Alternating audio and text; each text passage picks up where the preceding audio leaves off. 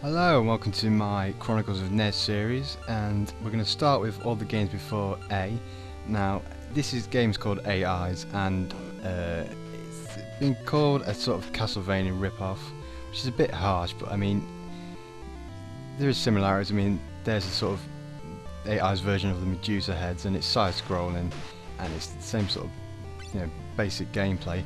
However, this one also involves you having to sort of switch between both the main character and his kestrel. I know that sounds quite random, but that is actually sort of the idea behind the game. Now, it's probably better if it is actually really, for me personally, I think it's designed more for sort of two players. It's probably a lot easier if you can sort of one player controls the kestrel and the other player controls the actual main player. Otherwise, it just becomes sort of real muddled, to be honest. I mean, here's a perfect example. I mean, I'm trying to sort of use a switch here and control both the kestrel and the character. So here I go, I'll kill this guy here, and I'll go back to the switch, and I'm trying to open the door, and it's just, oh come on, sort of. And then I'm thinking, well, I want to use the kestrel, but I can't use the kestrel because I don't know the controls for it. So I thought, I'll use a secondary weapon, and I'll try it, and finally secondary weapon works, and damn it. And you can, different sort of worlds, stage select right at the beginning, sort of just like Mega Man really, and I don't know, maybe if you got used to the controls and you sort of got used to the gameplay, you might actually enjoy it, but to be honest, for me it gets really boring after a while, so I just end up really dying. Although I have to admit, it's probably the best death pose in a NES game ever, coming up right about now. Look at that. 10-yard file. Screw it. It's a 1983 arcade port. It's actually got no fighting at all. It's actually an American football game, which is kind of bizarre why they've called it that, but whatever.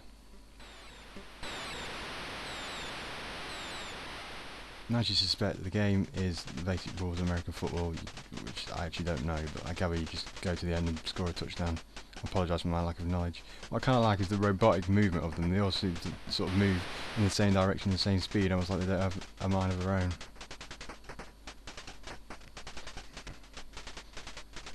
There you go, here's a funny part, especially when you get ahead of them and they try and die for you. I'm going to score. Touchdown thingy. Sweet.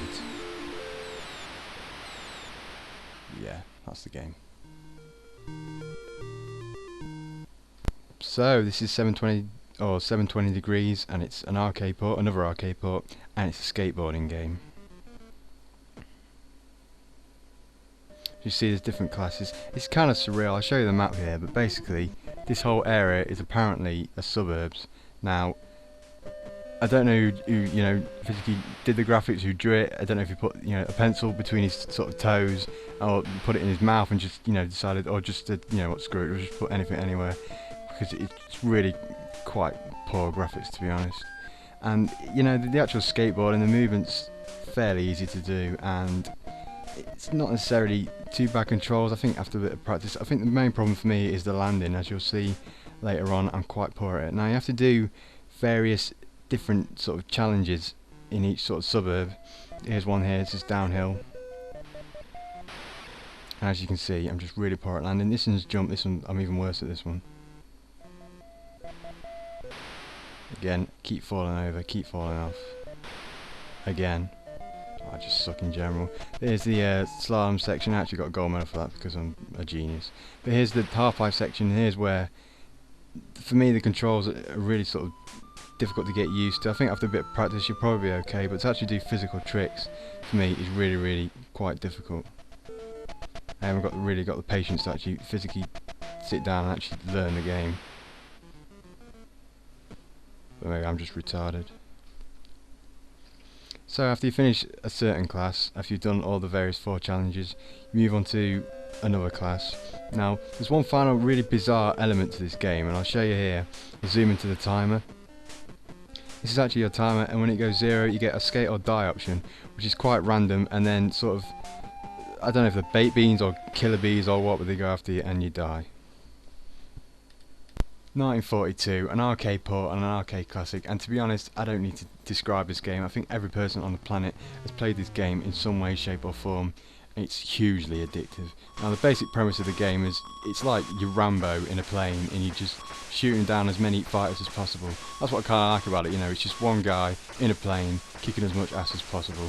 And you gain points for all the different planes you shoot down, and you gain power-ups every now and then just to make the game a little bit easier. Not much more I can really say about this game. It's phenomenal.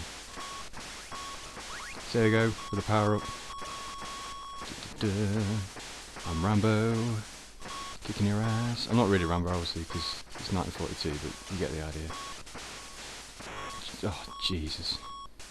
Now there was a sequel to 1942, obviously called 1943, which is slightly different. You can actually sort of level up your plane with different abilities, which I think is a really interesting concept. And works really, really well. And it's also better music and slightly better graphics, so I don't think this actually really makes much of a difference, to be honest. And again, it's the same premise, the same concept. You're in a plane, like Rambo, and you're just shooting as many planes down as possible, kicking as much ass as possible. And again, you win, you know, you gain various points for as many planes as you shoot down. And different types of planes. Here we go with another power up. Oh, that was nothing. Oh, that's great. It might seem like there's a lot going on the screen, but there isn't really. I mean, it doesn't become overwhelming or anything like that.